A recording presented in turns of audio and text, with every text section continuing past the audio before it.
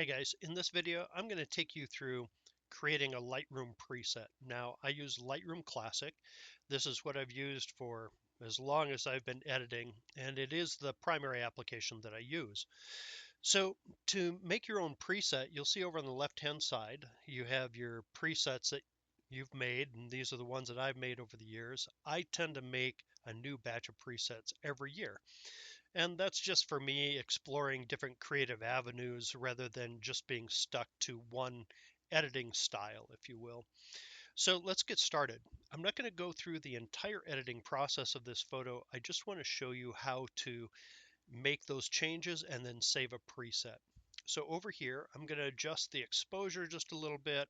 I'm going to bring up the temperature, make it a little warmer, bring up my shadows and my blacks, reduce the highlights, but bring up the whites, increase the texture for this and the clarity, increase vibrance, and decrease the saturation. Now, I'm not going to crop or anything like that because I'm not going to save that in a preset.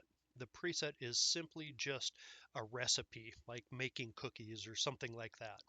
So now that I'm happy with what I've done in the basics panel, you can go on to the tone curve. And for me, I'll come down here and I'll flatten out those blacks just a little bit, right about there. And then come down to color mixer and I'm going to reduce some yellow saturation, take out the blues, and also bring down the brightness of the yellows.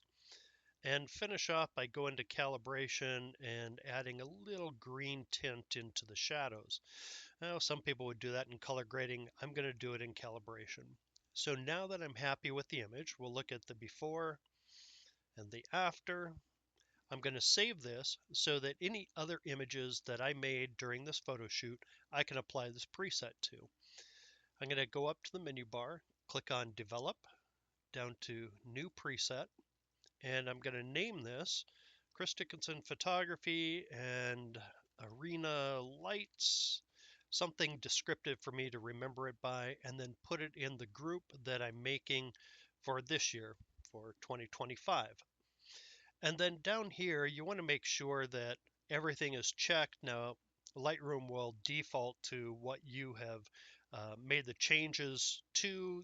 For instance, the basic panel, I didn't add dehaze, so that's not in there. I did do the point curve, color mixer, and calibration. So I'm going to just go ahead and click on Create.